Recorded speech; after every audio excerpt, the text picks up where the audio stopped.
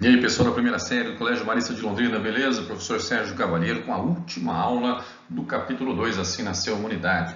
Assunto de agora, os persas.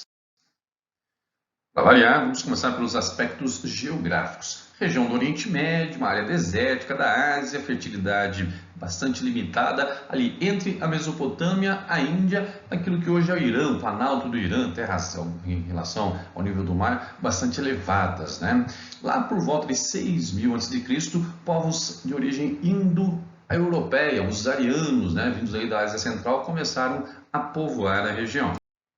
Lá pelo século 8 a.C., começa a organização dos reinos. Formam-se o reino dos Medos, mais ao sul do Mar Cáspio, e o reino dos Persas, ali próximo ao leste ali, do Golfo Pérsico. E no decorrer do tempo, ocorre a formação do reino da Média, região da Média, região dos povos Medos, com capital em Ecbátana. Uma sequência de reis aí, e vão aos poucos formando um estado forte, organizado, e expandindo seus territórios para a região da Babilônia, até a anexação da Assíria, os poderosos povos assírios. Nesse mapa a gente consegue observar isso que eu estou falando, né? A totalidade, a área que abrangeu o antigo Império Persa, vai desde a região da Turquia, lá na entrada do Planalto da Anatólia, Síria, Iraque, a parte da Península Arábica, aqui o Golfo Pérsico, essa entradinha aqui, o Irã da atualidade, até ali as fronteiras do Afeganistão, do Paquistão e do Turcomenistão, uma área bastante abrangente, mais de 2.500 quilômetros de extensão de leste a oeste, aqui nessa diagonal que eu acabei de traçar para você ver.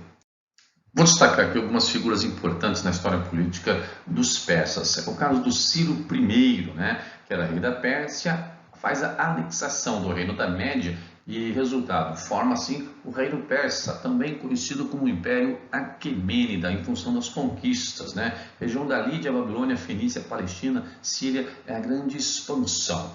Dá para perceber isso no mapa, quer ver? Esse sujeito, né, foi muito importante. Outra figura bacana, Cambises, que vai acabar conquistando o Egito na famosa Batalha de Pelusa, coisa que não foi para todo mundo conquistar o Egito, né? E a época uma política de relativa intolerância, diferente do que Ciro I, Ciro o Grande fez, ele que costumava respeitar as instituições culturais dos povos dominados. Ao contrário, Cambises impõe uma política de intolerância aos egípcios. Ainda na história política, é importante lembrarmos da figura de Dario I. É o apogeu, o melhor momento dos persas na atividade religioso, cultural, em termos econômicos e administrativos. E é aí que ele se destaca na administração. Como o império ficou muito grande, ele dividiu o território em 20 províncias, 20 satrapias, cada uma governada por um sátrapa. Para facilitar também, mandou construir uma rede de estradas e criou o correio persa, para que inspetores pudessem levar as mensagens do governo central para todas as regiões. O correio persa que era extremamente eficiente, usava aí cavalos em revezamento para levar a mensagem o mais rápido possível. Para poder construir tudo isso, organizou uma eficiente também arrecadação de impostos e criou uma moeda comum dentro do Império Persa, é o dário, que você vê aí na imagenzinha, né? Uma moeda com uma boa concentração de ouro, inclusive.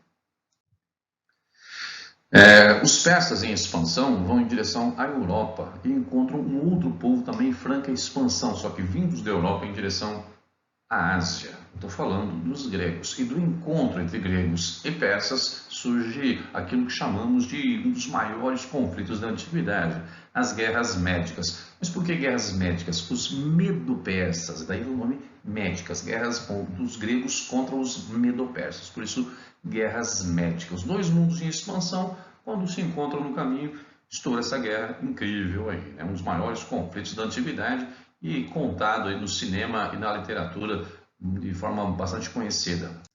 Uma das mais interessantes obras cinematográficas é baseada numa novela gráfica aí do Frank Miller dos Estados Unidos, que deu origem ao filme 300, quando o rei Leônidas, que você vê aí em primeiro plano, rei de Esparta, ele com 300 guerreiros espartanos vai enfrentar aí o exército persa liderado pelo imperador Xerxes com mais de 2 milhões de soldados. Isso na literatura, o encontro desses dois exércitos entre aspas, né, teria ocorrido no desfiladeiro das Termópilas, já em território grego.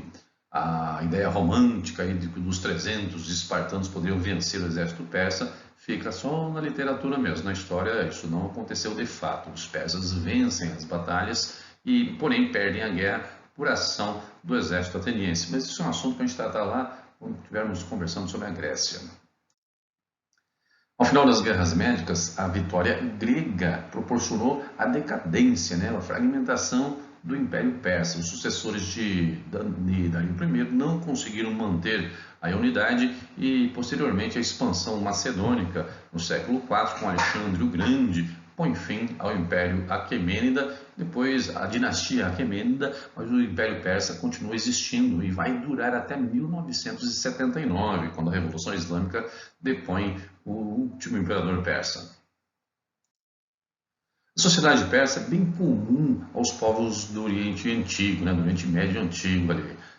Havia uma casta, um grupo de pessoas que governavam as províncias, os sátrapas fiscalizados pelos olhos e ouvidos do rei. Havia também os comandantes militares, já que a expansão persa foi extremamente importante no aspecto social, político e econômico. Sacerdotes, daqui a pouquinho eu falo sobre a religiosidade e a importância dos sacerdotes. O comércio regional, que era muito importante, e o comércio de escravos, a mão de obra principal existente no território do Império Persa.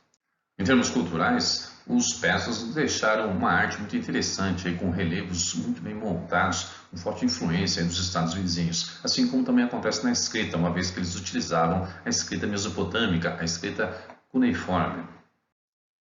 Esse autorrelevo dá para ver bem direitinho aí a qualidade, o tipo da estética artística que os persas gostavam de produzir. Em termos religiosos, destaca aqui uma ideia muito interessante, é o que chamamos de dualismo, o dualismo religioso dos persas. Eles acreditavam na existência de duas forças antagônicas, o deus do bem, Ahura Mazda, e o deus do mal, Ahriman. Ahura Mazda, deus do bem e da luz, Ahriman, deus do mal e das trevas. Algo muito parecido com Deus e o diabo, um lance mais ou menos assim.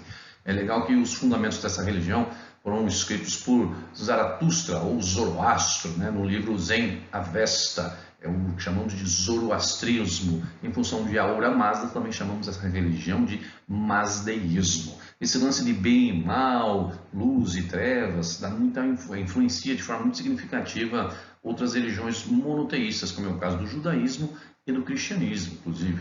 Já viu aquela expressão, Deus te ilumine, meu filho? Pois é, esse lance vem lá dos persas da antiguidade. A imagem de Ahura Mazda com as mãos postas, como muita gente faz aí no momento da oração, inclusive. Veja só, em termos religiosos, o imperador, na teocracia persa, o imperador que era visto como uma representação de divindade, ele era o representante pessoal mesmo, em pessoa do Deus do bem, que se incumbiu de liderar a luta contra as forças do mal, contra as forças das trevas. E os magos, os sacerdotes, eram os responsáveis pelo comando aí do momento religioso, do culto religioso feito aos deuses principais, em especial a Ahura Mazda. Eles acreditavam na existência da vida após a morte, na salvação do paraíso para aqueles que são justos, da mesma forma a existência do inferno, e até admitiam a possibilidade da existência do purgatório para aqueles que viviam no pecado. Tenha cuidado, irmão. Atualmente, a antiga Pérsia, território do Planalto do Irã, forma esse país, que é um dos mais fechados do Oriente Médio e do mundo. Isso não significa que é um atraso completo. Grandes cidades existem, como principalmente a capital, Teherã, uma das maiores cidades da região. Mas em termos de atualidade, é um assunto que estudaremos futuramente numa outra oportunidade. Nós chegamos ao final do capítulo 2. Eu vou deixar na plataforma uma sequência de atividades que você vai poder fazer no decorrer dos dias para fechamento desse capítulo. Porém, não precisa me enviar. No retorno da nossa quarentena, presencialmente, essas atividades serão vistadas. Também vou deixar, posteriormente, uma lista de atividades para que vocês possam ir se exercitando nesse período. Portanto, tem que estudar também, não é para ficar comendo em casa, destruindo tudo que tem na geladeira, não. Isso aí, pessoal. Até a próxima.